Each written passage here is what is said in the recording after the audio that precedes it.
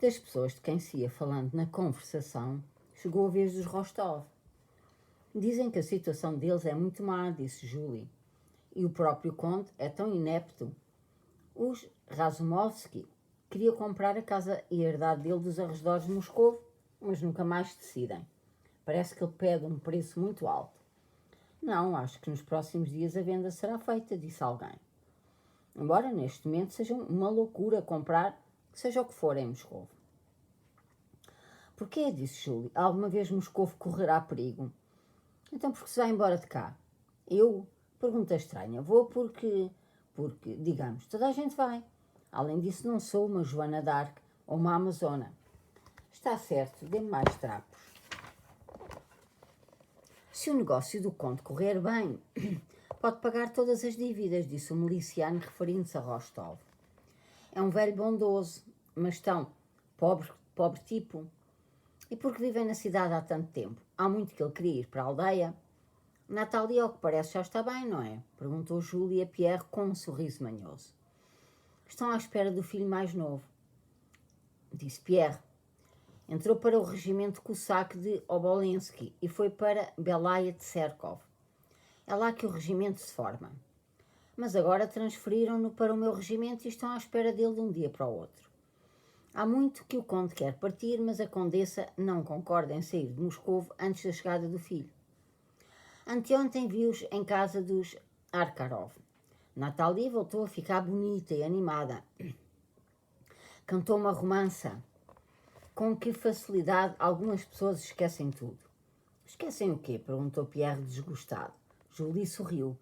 Meu conde, cavaleiros como o senhor existem apenas nos romances de Madame Sousa. Cavaleiro? Porquê? Corou Pierre. Deixe-se disso, querido conde. O senhor é a história de toda a Moscovo. Admiro, palavra de honra. Multa, disse o miliciano. Isto foi porque ele disse aquilo tudo em francês. Está bem, assim é impossível falar, que maçada. Qual é a história de toda a Moscovo? Perguntou Pierre num tom agastado, levantando-se. Deixe disso, conde, sabe muito bem. Não sei nada, disse Pierre. Eu sei que foi amigo de Natalie e é por isso. Não, quanto a mim, tenho mais amizade com Vera. Querida Vera. Não, madame, continuou Pierre em tom descontente. Não me encarreguei do papel de cavaleiro de Rostova. E não os visito há quase um mês. Mas não compreendo a crueldade. Quem se desculpa, acusa-se, disse Julie, sorrindo e abanando a mão com os fios carpeados. E para que a última palavra fosse dela, desviou logo a conversa. Imaginem, fiquei a saber ontem. A pobre Marie Bolkonskaya chegou ontem a Moscovo. Sabem que ela perdeu o pai? Não me diga, onde está ela? Gostava muito de ver, disse Pierre. Ontem passei o fim de tarde com ela. Hoje, ou amanhã de manhã, vai com o sobrinho para a herdade deles nos arredores de Moscovo. Mas como está ela? Perguntou Pierre. Não está mal, está mas triste. Sabe quem a salvou? É um verdadeiro romance. O Nicolas Rostov. Ela foi cercada. Queriam matá-la. Feriram os criados dela. Ele atirou-se em frente e salvou-a. Mais um romance, disse o miliciano. Francamente, esta fuga geral foi preparada para que todas as solteironas se casassem. Katish é uma, a princesa Bolkonskaya é outra. Sabem, acho que ela está realmente un petit peu amoureuse de jeune homme. Multa. Mas como se pode dizê-lo em russo? 18. Quando Pierre voltou a casa, entregaram-lhe 2 panfletos de Rastopchin que tinham chegado durante o dia. No primeiro informava-se de que o boato de que o conde Rastopchin teria supostamente proibido a saída de Moscou era falso e que, pelo contrário, o conde estava satisfeito por as senhoras e as mulheres dos comerciantes saírem de Moscou. Menos medo, menos notícias, dizia-se no panfleto, mas respondo com a minha vida que o Facínora não entrará em Moscou. Estas palavras mostraram a Pierre pela primeira vez claramente que os franceses entrariam em Moscou. No segundo panfleto era dito que o nosso quartel-general se encontrava em Vyazma, que o conde Wittgenstein alcançara uma vitória sobre os franceses, mas que, como muitos moscovitas desejavam armar-se, tinham sido preparadas armas para eles no arsenal, sabres, pistolas, espingardas, que os citadinos poderiam obter a preço baixo. O tom dos panfletos já não era tão brincalhão como nos anteriores discursos de Tchigirin. Pierre, ao lê-los, ficou pensativo. A terrível nuvem carregada de tempestade que ele ansiava com todas as forças da sua alma, mas que ao mesmo tempo lhe provocava um terror involuntário, pois bem, era evidente que essa nuvem se aproximava. Aliste-me e vou para o exército ou espero aqui? Perguntava Pierre a si mesmo pela 100ª vez. Pegou no baralho de cartas que estava em cima da mesa e começou a fazer uma paciência. Se resolver a paciência, dizia para si mesmo ao baralhar as cartas, olhando para o teto, se a resolver, então quê? Ainda não tivera tempo de decidir o que faria se resolvesse a paciência, quando, atrás da porta do gabinete, soou a voz da princesa mais velha que pedia licença para entrar. Então irei para o exército, decidiu Pierre. Entre, respondeu a princesa. A princesa mais velha, a da cintura longa e do rosto de pedra, era a única que continuava a viver em casa de Pierre. As duas mais novas já se tinham casado. Desculpe o incómodo, mon cousin, disse ela num tom de censura e forte emoção. É preciso finalmente tomar alguma decisão. O que vai acontecer? Já toda a gente saiu de Moscovo. O povo está revoltado porque continuamos aqui. Pelo contrário, parece que tudo corre bem, ma cousine, disse Pierre naquele tom habitual de brincadeira que ele, confuso pelo seu papel de benfeitor da princesa, adotara em relação a ela. Sim, tudo corre bem, muito lindo. Hoje, a Varvara Ivanovna contou-me que grandes heróis são os nossos militares. Grande honra, realmente. Para mais, o povo está revoltado. Deixou de obedecer. A minha criada, até ela, já começou a ser mal educada comigo. Por este caminho não tarda que comecem a espancar-nos. É impossível sair à rua. Mas o mais grave é que, de um dia para o outro, chegam os franceses. De que estamos, então, à espera? Só lhe peço uma coisa, mon cousin, disse a princesa.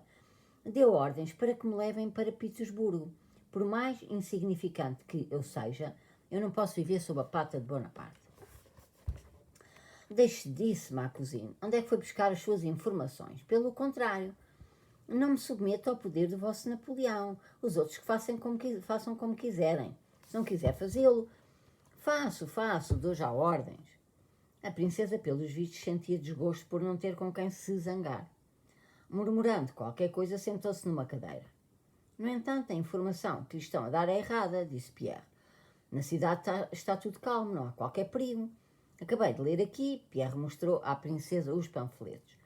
O conde escreve que responde com a sua própria vida que o inimigo não entrará em Moscou. Este vosso conde é um hipócrita, um facínora. Ele mesmo é que tem incitado o povo à revolta, disse a princesa com raiva. Então não foi ele quem escreveu os panfletos idiotas, que era preciso agarrar pelo tupete quem quer que fosse e que era preciso arrastá-lo até à esquadra? Que estupidez! E disse mais, quem o fizer merece louvores e honras. E agora, veja lá, ao ponto a que as coisas chegaram com estas lisonjas ao povo. Varvara Ivanovna disse-me que por pouco não a mataram por ter dito qualquer coisa em francês. Isso são insignificâncias. A princesa leva tudo muito a peito, disse Pierre e começou a fazer a paciência. Apesar de ter completado com êxito a paciência, Pierre não foi para o exército, mas continuou na Moscou esvaziada, esperando qualquer coisa de terrível, com a mesma preocupação, as mesmas hesitações, o mesmo medo, mas também a mesma alegria. No dia seguinte, ao fim da tarde, a princesa partiu e chegou para falar com Pierre, o seu administrador-geral, com a informação de que era impossível dispor de todo o dinheiro necessário para a compra do fardamento, a não ser que fosse vendida uma das herdades. Adiantou ainda que, de uma maneira geral, aqueles gastos todos com o regimento haviam de arruinar Pierre. Pierre, ouvindo o administrador, escondia à custa um sorriso. Venda, disse ele. Não há nada a fazer, agora já não posso recusar-me. Quanto pior ia ficando a situação em todos os domínios, sobretudo a sua situação pessoal, mais isso agradava a Pierre, pois assim se tornava mais claro que a catástrofe que ele esperava estava iminente. Dos conhecidos de Pierre já quase nenhum estava na cidade. Julie partira, a princesa Mária também. Dos amigos mais próximos só tinham ficado os Rostov, mas Pierre já não frequentava a casa deles. Nesse dia, para se distrair, Pierre foi à aldeia de Vorotsovo para ver o grande balão que estava a ser construído por Lepidge como arma mortífera contra o inimigo e um outro balão experimental que devia ser lançado no dia seguinte. O balão ainda não estava pronto, mas como ficou a saber Pierre, tinha sido mandado construir pelo Imperador Sua Majestade. Sua Majestade escrevera ao conde Rastopchin sobre este balão.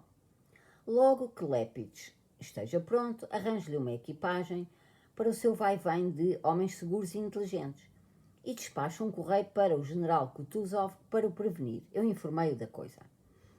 Peço-lhe que recomende a Lepidge para estar muito atento ao lugar em que aterrar pela primeira vez, para não se enganar e não cair nas mãos do inimigo.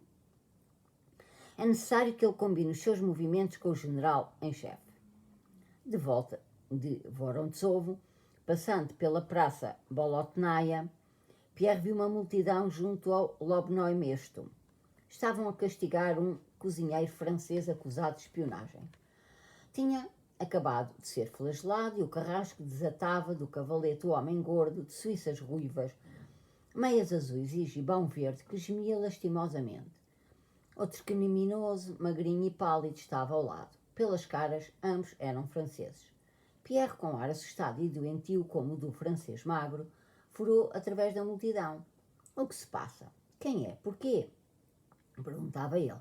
Mas a atenção da multidão, de funcionários, populares, comerciantes, mujicos, mulheres de sobretudos e casacos, concentrava-se com tanta avidez no que acontecia no Lobnoy Mesto que ninguém respondia.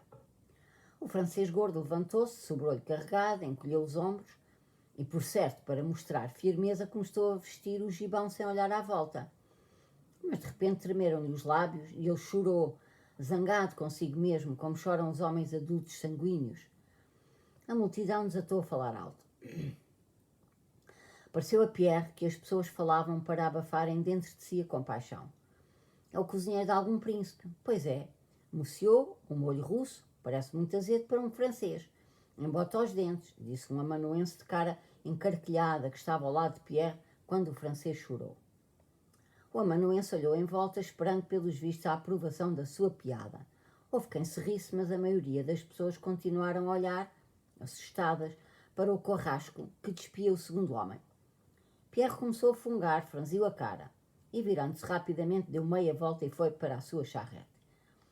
Pelo caminho, estremecia e dava tais berros que o cocheiro perguntou quais são as suas ordens.